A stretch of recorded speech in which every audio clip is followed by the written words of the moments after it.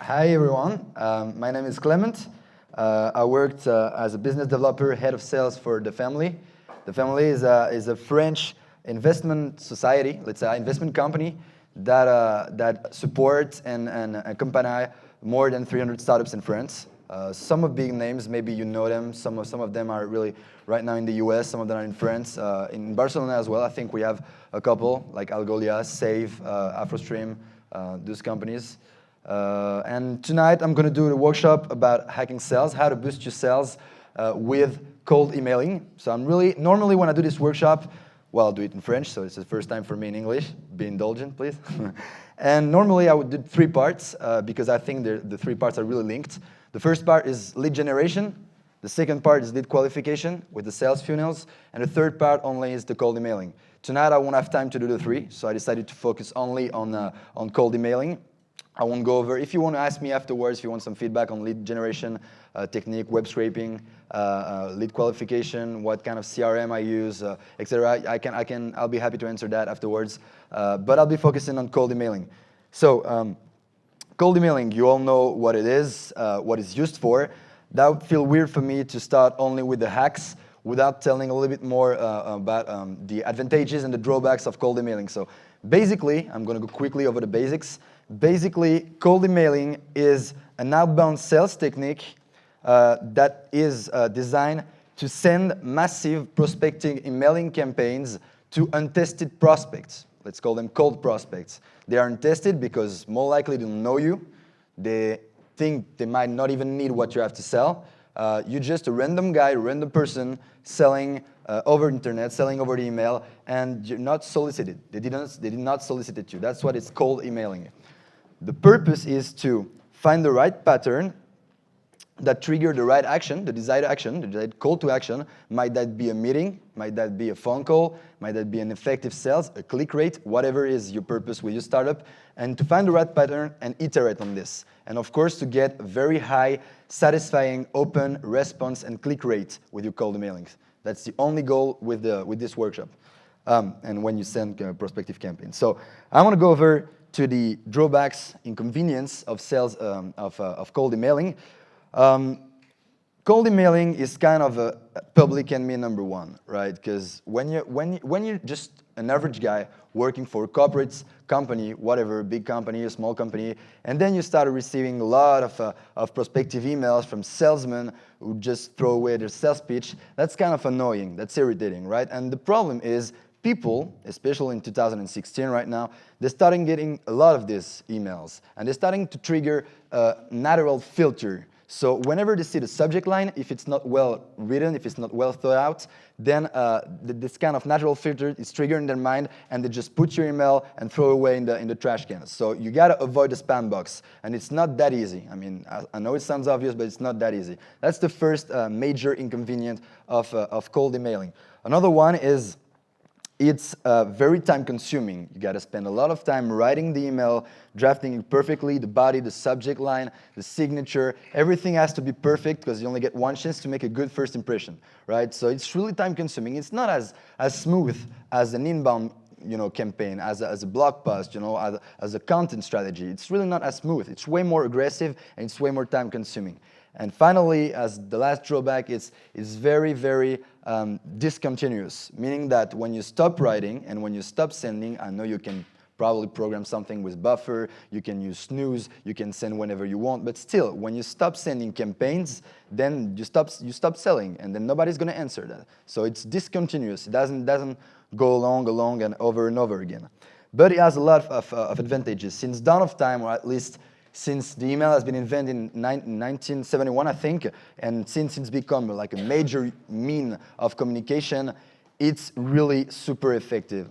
I'm not go over the statistic with you. That's actually useless. But I swear it's really effective. Every marketing blog gonna say it. There's very well documented studies that say cold emailing works. That's a fact. So you gotta make the most out of it. And yeah. Why is it so effective?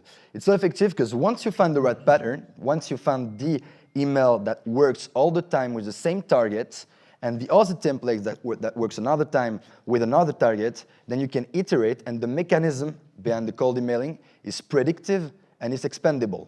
like at the infinite level. And that's very, very useful. Different from the outbound marketing techniques, for example. You have the total control of the prospect, and that's a very, very good advantage, meaning that I know you can probably buy some databases from website data.com and other websites are doing this, or if you work for like say, mid-sized company, they're going to give you their existing databases, and that's fine. But most of you are startups, right? So startups, they scrape internet, they generate leads, they do lead generation. And when you do this, the data set that you gather is really, really important to you. You have to care about these data sets. If, for example, if I wanted to focus on the account managers, if my target is an account manager for a company that has more than 50 employees, but less than 200, and in East Barcelona only, I could do this with LinkedIn, simple. So this data is precious. And since this data is precious, the control that you have over the prospect is really a major advantage in this situation. And of course, you have the control of the vehicle and the timing. The vehicle, you can use email, you can use plain text, you can use newsletter, you can use any kind of CRM you want, you can use MailChimp, you can use SendGrid, whatever. I mean, you have the control of your vehicle. You decide when you want to sell, you decide with what you want to sell. And that makes the difference with inbound as well. And you have the control over the timing. It's up to you to set up the right timing. One thing about that, I'm going over this point later on, you have to find the right timing to sell your emails. Don't ever think that it's just normal because you used to send emails at like, I don't know, at 2 o'clock in the afternoon and you get a satisfying response rate. You have to test every time frame that exists in a 24-hour day to see how well they respond, how well your clients, your prospects respond to your email campaign. And in my case, for example, for all the B2C training programs that I sold for TheFamily, that were called Coup d'etat, I sold over €1 million worth of coup d'etat to prospect in B2C, and my timing was always the same. I would never ever send an email campaign after 11:30 in the morning and before 5:30 in the evening. That would never work. So the best satisfying response rate that I get was in this time frame. You got to find yours as well, depending on your prospect, of course. So how to do cold emailing? So a couple of ground rules first. You have to try a lot of hacks, a lot of subject lines for your email. Why? Because the subject line is the one and only element in your email that would trigger the opening of your email. The one and only. Don't ever think that because you wrote your email so well that the guy is going to be charmed by the product you proposed or your offer. That would never happen that way. The only thing that would make him open the email is the subject line. And be careful because most of clients, email clients, Gmail, Outlook, anything that exists, displays the first sentence of the email, right? You all notice that, of course. So if you try to be funny, if you try to be a smartass, like doing a pun on words, doing a joke, doing something very funny that would trigger the opening action, that's fine. But please be consistent with the first line of your email. For example, I recall I once sold a training program that was designed at pitching. That was for startup founders that need to improve their pitch in English. And I wrote the subject line, son of a pitch, just simple, plain and simple. That worked a lot. I got a lot of open rate. But you can never do that and start your body with a sentence, real like salesman kind sentence, like sorry to disturb you, it's kind of out of the dark, I'm sorry to disturb, so my name is, no, that wouldn't work. That would make you look like a salesman, and you don't want to look like a salesman when you sell. That's the paradox, and it's a valid paradox. So be consistent with the first line of your body and with the subject line you write. You test a lot of subject line. Every template has different subject lines, so at the end of the day, if you send over 200, 300, even 1,000 mails, then you gotta have at least 10 different subject lines for the same template, for the same group of prospect that you target. So do not hesitate to put a lot of efforts, a lot of endeavor in this subject line. We'll go over some hacks for subject line afterwards. I'm gonna tell you stuff that worked for me, and I worked in B2C with a lot of different clients, so I guess you can try some of them and tell me, I'll be happy to have your feedback if it worked or not. And I'm finishing the ground rules. So in the body, you always end the body with a call to action, of course. That's obvious and that's super important. Sometimes it's just so caught up in the writing of the email, you forget to put the call to action. That's terrible. If you send 200 emails in a campaign, that's absolutely terrible. If you forget the call to action. The call to action can be anything. It can be a phone call, can be a meeting, can be a click on a website, can be directly the action of buying on the website. If you have an e-commerce platform, if you have a catalog of products, if you own a blog, whatever, it can be that. So, and this, I have a question for you guys. By the way, I've sent like 1 million plain text campaign in my job, and I've always noticed that whenever I put a button as a call to action at the end of the email, it works way less. It's way less effective than when I put the hypertext link, like this, http:// etc. I don't know if you tried it. I'd be happy to have feedback. So I came to the conclusion, I guess I'm generalizing, but it never worked with a button for me, and it always worked with an email. Why? I don't know, because I don't know. When I write an email, I try to do it real personalized. I try to personalize at the maximum, and it's plain text, and I don't know. I feel like when the prospect is receiving an email with a button at the end, if the email started well with very, a lot of personalization and end with a button, they felt kind of trapped, like kind of tricked. Like, oh, at the end he's just trying to sell something. I thought he was a nice guy. I thought we were gonna have a nice chat. So I'd be happy to have feedbacks about this. I don't know if you tried with the button for your website, but yeah, this is something I wanted to check with you. Then of course, you seek feedback. You never, and that's a mistake that I made over and over again. I keep making the same mistake because you're so caught up in the writing, right? So sometimes you're just tired. It's exhausting to write like tons of different email campaigns. You gotta focus. You gotta write perfectly well in good English, in good French, in good Spanish, whatever. And you always forget to ask for feedback. But asking for feedback is really important. You go ahead to your colleagues. You go ahead to your associates. You go to strangers. I don't care, for previous clients, whatever. But you ask. Simple question, would you answer to that email? Plain and simple. If the guy said, I don't know, man, it kind of sounds like you're selling bullshit, man. You're bullshitting around. I don't want to answer that. Then you change the whole body. That's really important. So get feedback all the time, then edit if it needs to be edited, and iterate afterwards. In terms of numbers now, I think this is fair. So these numbers I didn't get myself. I went on HubSpot. You all know HubSpot, the big-time marketing company that develop tools, that develop data-driven marketing sets, and blog as well. And the blog is really cool from HubSpot. I find it very useful, and so I can give you the link afterwards. And this is this article about the metrics for effective, efficient emailing campaigns. So the numbers, I get them from that. In B2B, you never send more than 50 emails a day. You send between 30 and 50 emails a day.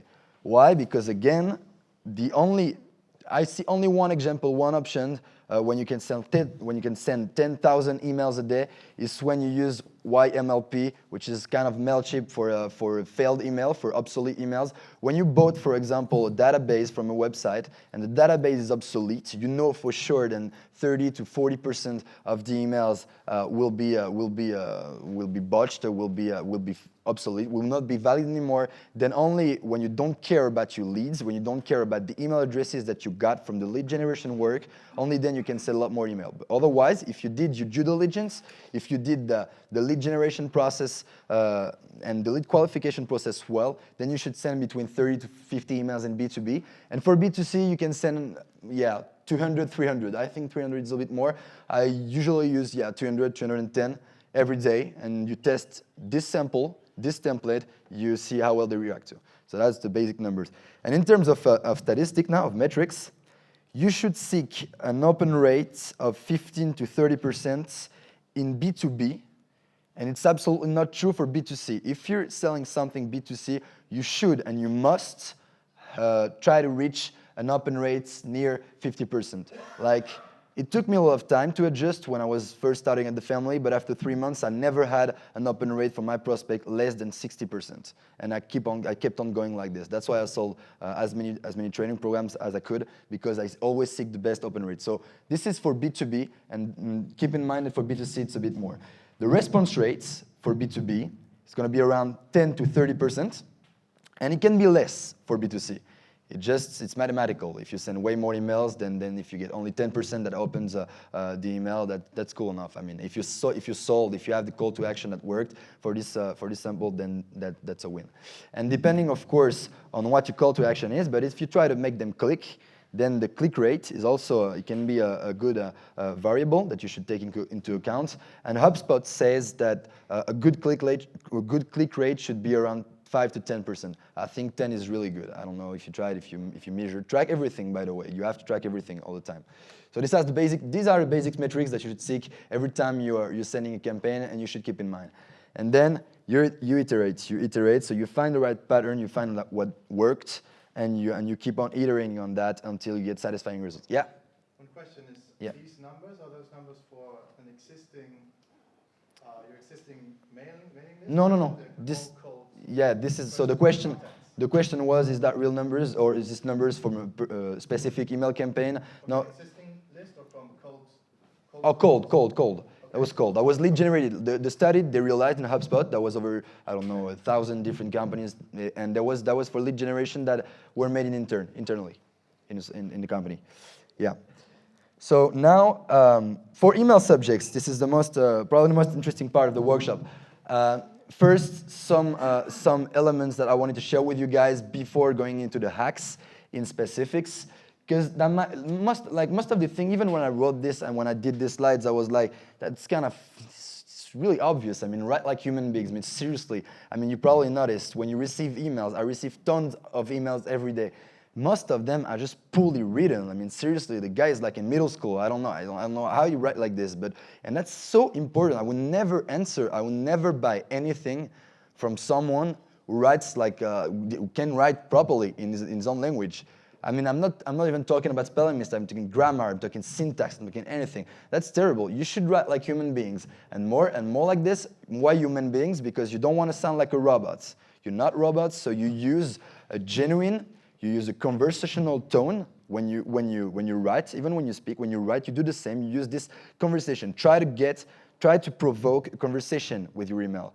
Don't sound like a salesman. Again, I'm going to say that all night, seriously, but that's the worst that can happen to you. Don't ever sound like a salesman. Sound like someone who's really genuinely interested in the other person, in your prospect business, in what the prospect does for a living, in his character, really, and that you should want to meet him, her, and have a great time with him. That's how you should sound when you're writing emails.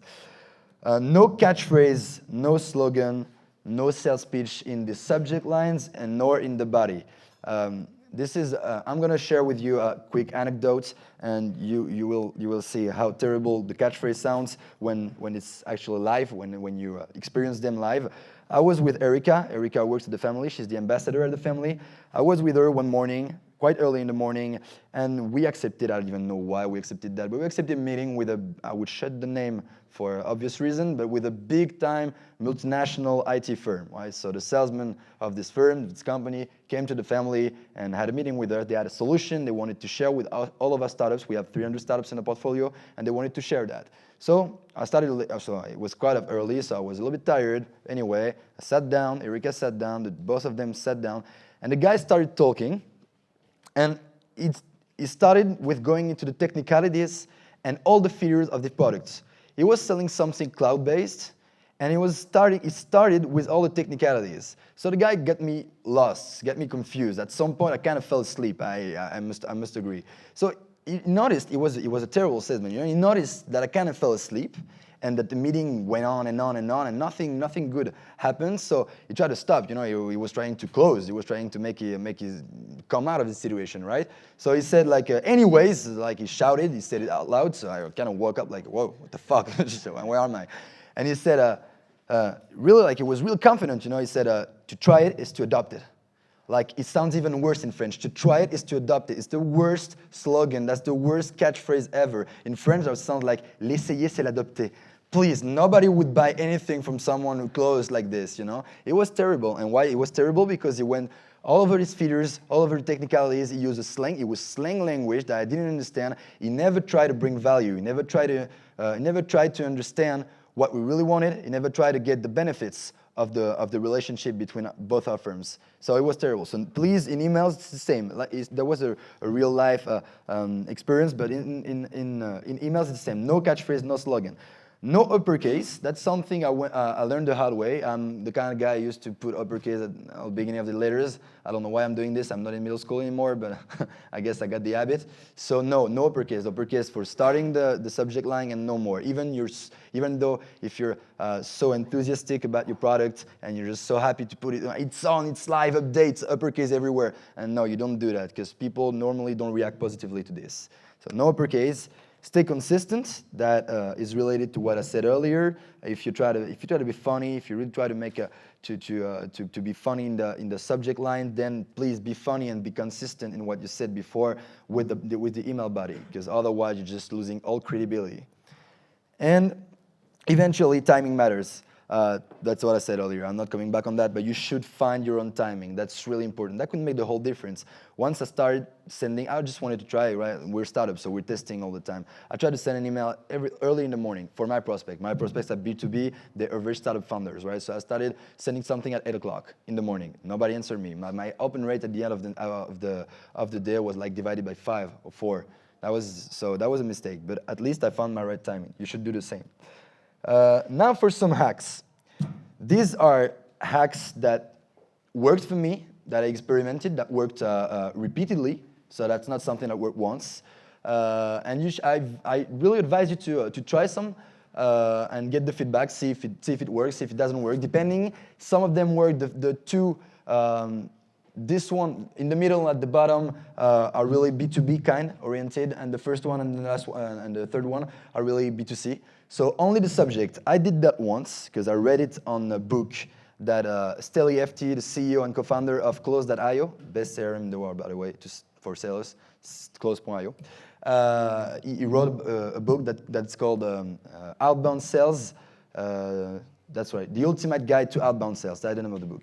And he said only write the subject line and nothing in the body, like an empty body. So I was trying to sell a training program for startup founders to raise funds with experts, with fundraisers, and with investors. So I started with so I put the name of the startups and any news from the fundraising, question mark at the end, and name of the startup. Only the subject, nobody. Well, the only goal of doing this, of course, that it doesn't serve you properly. It's not gonna, the person's not gonna buy like right away from this. The only goal of this is to get the conversation started. So two options here. Either the guy is not in the right mood, he's really busy, he doesn't want to listen to that, so it's just going to point out. He's going to answer for sure. The open rate and the response rate were super, super high. He's going to answer, and he was like, the first one said, okay, jerk, I don't know you, I don't know who the fuck you are, who the fuck you're trying to sell, but I just want to say your email is fucking empty, so like next time you're a loser, noob, just, and I was okay with that, like you answer and you say, oh shit, sir, I'm so sorry, I was so caught up in excitement in the moment that I wrote so quickly, I forgot to put something in the body. I really want to meet you. That's a fact, So because I'm doing something that I think might interest you. What do you say we have a chat, like a 5-minute chat over the phone, whatever? Just start with this and say how the open rate and response rate works for you. Second one for B2B, more, and this is mathematical, this is statistic. First and last names and names of company, that works all the time. I mean, of course, I don't have any hope to meet Elon Musk anytime soon, but still, when you want to meet something, you can force the meeting in B2B. You say the name of the person you're targeting, the prospect, meeting, just calling the action, meeting with the name and your name. So what's the effect of this? It makes you look important. Like you have the balls, actually, sorry for women, you have the balls to put like your name like this, like I'm a big shot, Like I work at a company or I'm a big time founder, I want to meet you, so I'm just setting my name here. Bim, you put your name. That shows respect as well, meaning you did your due diligence, you know who he is, you said it, well, you probably guess it's someone important. That shows some respect, and you can even play with recommendation, like recommendation from, and you put someone else's in the company. That if it's not true, we don't care, right? He's never going to verify it. I put someone at the very bottom of the chain in the company and recommendation from, you quote that person, and then you state your name. And that the person is feeling, in B2B, especially in big companies, if you're selling to them, is feeling, that guy has some professionalism. So yeah, I'm going to respect that, right? So I'm probably going to answer that, even if it's a no. But usually that works. The third one is my favorite of all. I experimented it, it's perfect. That works all the time. So you make on purpose, you make a typo, right? You make a typo. I'm not talking about like a spelling mistake a syntax error, a grammar, or conjugation. You don't want to look like a retard, right? You want to look professional. So I'm talking voluntarily the typo, like for example, Max, that's the name of my prospect, so I put it that way. Can we speak this week? I make the typo in can, CNA, I reverse the letters, whatever. You can do that in speak as well. Of course, doesn't show the prospect that I cannot write in proper English, right? That just show him that I'm in a hurry. And then you add with the typo, so you put your body. The body in this situation must be really, really short. No too descriptive email. You should avoid that. And at the end, you add send from my iPhone all the time. Even if you send from desktop, whatever. You send from my iPhone, send from my whatever is your smartphone. You use that. Why does it show? It shows the prospect that first, you're so fucking busy. Like you don't have time to write properly, like you're in a rush all the time because all day you're working and whenever you try to sell, it's really late. And the timing in this situation should be late. Should be like 9 o'clock, like 9:30, you know, like because all day was so busy. So you always start sending this email at this time. And send from my iPhone, that means like, okay, so Max, can we speak? I really want to meet this guy, you know, like, okay, I'm busy all day, but I did my due diligence, and I think you're the #1 prospect that I should meet. I could not wait anymore, really. So that's why I sent from my iPhone at 9 o'clock in the evening, and I really want to meet you. So the body in this situation, you know, if you try to trigger a phone call, for example, you can the email can be 2 lines. Seriously, Mac, can we speak this week? I think your product. I think what you guys doing is so cool. I'm doing something similar. I'm doing something in that can be a combined or that can be a complementary, and I really like to have a chit chat with you, like 5 minutes, no more, and that works. And that in that case, you sound really human, you look really human, and the prospects react really well in this situation. So you should try it. You send from and typo. And then last one, and I think is the most effective one of the 4. Question and numbers. You should just blast with question marks and numbers everywhere you can. You can even lie a little bit with the numbers. We don't care as long as they can verify the information. I'm saying that, really. That works all the time. So that, for example, was a perfect example of an illustration of a sales action that I did. That was 1 year ago. We were organizing a big conference called Differential Medicine. That was a conference about healthcare disruption. And we were inviting international speakers, we were inviting startups from all over Europe. We were really hosting something big, you know. But it was the first time, it was the first edition. And we wanted to show out there to the people that we were going to be a big thing, that this conference is going to do repeatedly over and over again, and we're going to have big-time media exposure, and that would be great. So we used number like we just pretty much invented number at first because we didn't know how many people would show up. So we said the actual subject line was 200 corporate attendees, 40 disruptive startups, and 30 international speakers. We did that. And numbers, I don't know why, but prospects from B2C, from B2B, they react so well to numbers. It's like, I don't know why, they just feel reassured, you know? Like they kind of feel, they have the sense that you're a big deal, like you're a big shot. Like you can host an event with 200 people, that's nice. I mean, that's fair enough. So I don't know why that works. I've tried it to many different products, many different targets as well, and the numbers get me higher open and response rate than other techniques. I don't know why. So I keep using them a lot. But be careful. Remember, if you want to lie, that's cool, but they can't verify the information. Otherwise, you lose credibility, you're fucked up, and you're never going to buy. For the next part, this is an experiment, right? So I would advise you, like in the movies, I would advise you not to try that at home. I call this the make or break situations. I've tried most of them. Most of them failed miserably. And that's all right. I'm cool. I'm fine with that. At least I experimented. So first one is you use RE, implying then there was a previous conversation with the person you're targeting, right?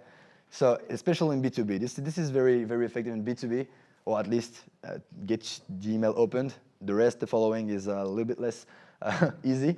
And please find attached the required documentation. If you're targeting any employee, like someone who works at HR, someone who works in the accounting department, whatever, if you're targeting someone in the corporate world, when that person sees find attached the required documentation and is going to think, fuck, okay, so my boss had me something to do a couple of months ago or whatever, and now she's sending me this documentation, meaning more work for me, but there's no way the person is not going to open the email, right? He's going to be self-conscious. Is his work. You're interrupting his life. He doesn't know that yet, but you're interrupting his daily routine with something he has to do on a daily basis, right? So when you throw that, it's really gonna open. So the open rate with these hacks is gonna be so high. It's gonna be around 70%, probably 75%. But then you have to be super, super smart because the rest of the body, that's another story, right? I never actually managed to. Right. If the guy works in marketing, that's easier. He's gonna say, "Dude, you had me, right? You tricked me." Yeah, I agree. I mean, that was fun. That was cool of you. And he's probably gonna start a conversation. That happened a couple of times with me. But mostly, I mean, if the guy is in a bad mood, if he's really had a lot of work to do, he's gonna see, well, you tricked me, you fucker. The fuck you think you are? He's gonna be super mad. So yeah, try that if you don't care about your data sets. If you're still experimenting, if you're at the very beginning of your startups, that's fine. You have plenty of emails to use, and if you don't care about your email addresses, you can try those hacks. You see how the people react. Second one is kind of the same story. It's even trickier. It's even dirtier. You know, it's like there was like a lot of conversation going on between the two of you. Like the guy never know you before, but anyway, and you just throw updates and the current date of the day.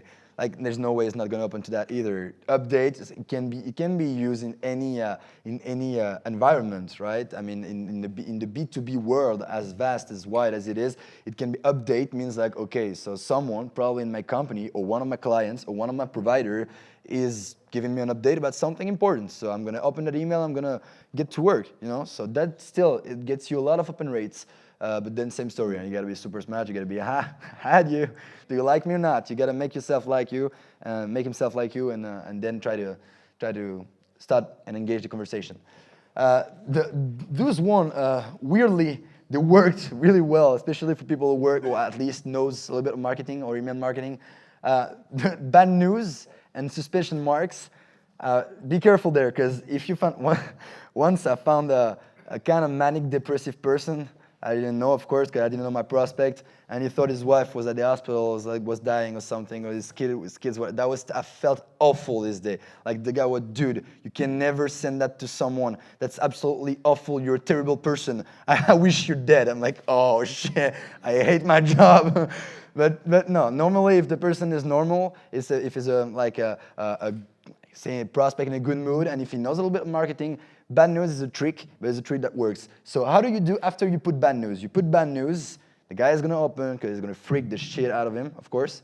And then you said, bad news, Jack. I've been trying to reach out with you for like days. I had your secretary over the phone. I tried to call your colleagues. I never had anyone. I'm desperately keen willing to meet with you, and I never get a hold with you. So please, would you be so kind as to grant me a 5-minute chat with me? You know, like you can always do the trick and think like bad news because it's bad news for you. You know, it's not bad news for him. Same story, and that one it's even better. It's my favorite. I'm really disappointed, you know. Like send that to someone who's working in a big company is gonna start crying over his keyboard. That's for sure. I'm really disappointed, and then you put a first name, and then the same. I'm really disappointed because I've been desperately trying to reach out with you with this solution, which I think is the best fit. I don't even want to talk about it. I'm not setting a price. I'm not trying to sell anything. I just want to meet with you, get a meeting with him, get a phone call with him, whatever.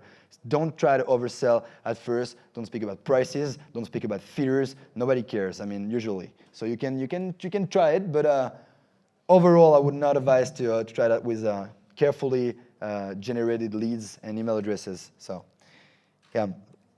Now for templates. So this is a bit more practical. I can show you the presentation or whatever. We can take photos. I don't care. This is valid template. I try to summarize it, try and generalize it. Of course, adjust and adapt to your environment, to your prospect, to your targets. Don't throw it exactly like that. But that's generally the kind of template that works in B2B. First approach B2B. After I'm showing B2C, but this is B2B. You're not pitching a decision maker. You're using a top-down approach. And then you can go like this. So hello, first name. Always start with the first name. Some people say, yeah, you know, in France, you know, that's a problem. You know, yeah, you don't use the vous. You know, I don't know how to say it in English. Like, and yeah, first name. I think it's cool. I think for English-speaking people, first name are cool. So hello, first name. I'm in charge of set your mission for the name of the company. No more. We're launching that product. You just say the name of the product. And that allows to, and when I say one sentence pitch, I mean no more than one sentence pitch. at maximum, just that allows companies to reduce costs for their employees, whatever your solution does. It's really, really short at first. It's kind of a shot in the dark here, but checking your profile on, this is very reassuring. They want to hear that. Otherwise, if it's cold prospect, they're gonna see, how the hell did you get my email address in the first place? And they don't want that. So checking your profile on that social media, LinkedIn, for example, I figured you might be the right person to reach out, or at least to point me in the right direction. You start like this. This is harmless. This is a harmless approach, you know. Nobody's gonna get mad at you for reaching out like this, you know. You're really being careful here. I'm looking to get in touch with the person in charge of, and then you stipulate, even if it doesn't exist, you state a mission that is linked to the product. Even if it doesn't exist, you don't care. You try like this, at and name of the company. If it's you indeed, would you be so kind as to grant me a 15 minutes of your time, reassure them, 15 minutes is not much time during the day, you know, they probably have 15 minutes at least once during the week for a phone call. The purpose, and then you don't do the thing that I told earlier with the guy, the very bad salesman. The purpose is to assess if or how, because you don't know yet, my product can specifically serve your needs, serve your business. And if I'm off topic, could you get me in touch with the right person? Text in advance. That works. That's a very nice and harmless email that would get you the open rate that you and the response that you need. This is exactly the same. I just changed the subject line and I made it shorter. I think it's even better. It's basically the same, right? Asking for direction, so harmless. My name is, achieve pain points. Could you please put me in touch with the person in charge so we can discuss how our solution can bring value? You always speak about value, not features. Value to the business. Thanks a lot in advance. Well, and that gets your response rate. And then that's the ultimate and the last template of the day for B2B. I mean, when you're pitching a decision maker, this is a valid template for when you're pitching a decision maker. Hello, first name, my name is, I'm in charge of, same story. I wanted to get in touch because, and that's the reassuring part, I wanted to get in touch because, explain how and why you got their contact. Because I was looking on LinkedIn, my solution is designed to help accountants, and you're an accountant, you're a certified accountant, so explain, make the link. Always give some context. Context is key in cold emailing campaigns. Always give some context. We're currently developing a platform that I think will consistently help your team pain point you kill. You know, yeah, we've repeated that a lot. A startup is a pain point. A startup solves a problem. A startup is not fun always. I mean, sometimes it's a lot of sacrifices. Startup solves a problem. So you stipulate the pain point that you kill. And we're doing this by, and that's quick, that's not even one line, that's as short as this. Value one, always first the value, then filter one. If you want to add a value two and filter two, that's okay. But value one, filter one, that works as well. I would love to assess how we can specifically bring value. Would you be available for a 15 minutes? And that's important too. Set a date and time. I don't care if the guy doesn't have time. He's probably gonna think who the hell he is. I mean, he's really young and he's trying to get in touch with me. I'm a big guy, you know. I'm busy. I don't have time for it. But set a date and time, meaning that you're professional. I mean, you're working all day on your product and now you try to sell it. So set a date and time. And if you can't, if not, let me know what time slot would best suit your schedule, whatever. And best regards. And then that template can work as well. And I have Pauline just texted me. We're gonna upload the slides, guys, so you have the whole presentation for you. No problem with that. So I don't even need to take pictures. And this is for B2C, and I'm gonna summarize it in one slide afterwards. This is a real email. I swear to God, I never touched anything from this email and from the answer of the prospect either. So this is a really an actual case that happened. I just blurred the name of the person. So that was my email. So basically the context. I was selling a new training program about pitching in English, right? The one I was talking to you earlier. The guy, I never met him in my life. I never knew who he was, but I found his email address and his position, his title, somewhere in the lost database in my company's computer. You know, I just found that when I got there. So I said, okay, I might use that prospect. It's probably not that cold because it's here, but it's not mine. So the guy doesn't know me, right? So I said, hello, Michael. I'm contacted you in follow-up really late for Coup d'etat fundraising that you followed live at TheFamily last February or last year or whatever. So I'm giving context. This sentence to give context. And I'm making myself a human, you know. I want to talk to him. I don't want to sell anything.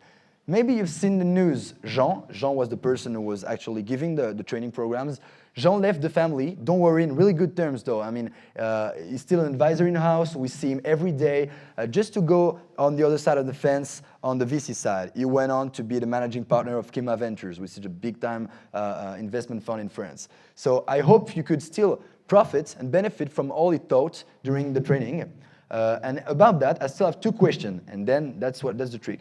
The first question is not really a question. The first question is giving him incentives. I knew that everybody that actually followed the training program in February could have access, like login access to the platform online, right? So I knew that was free. That was free for everyone.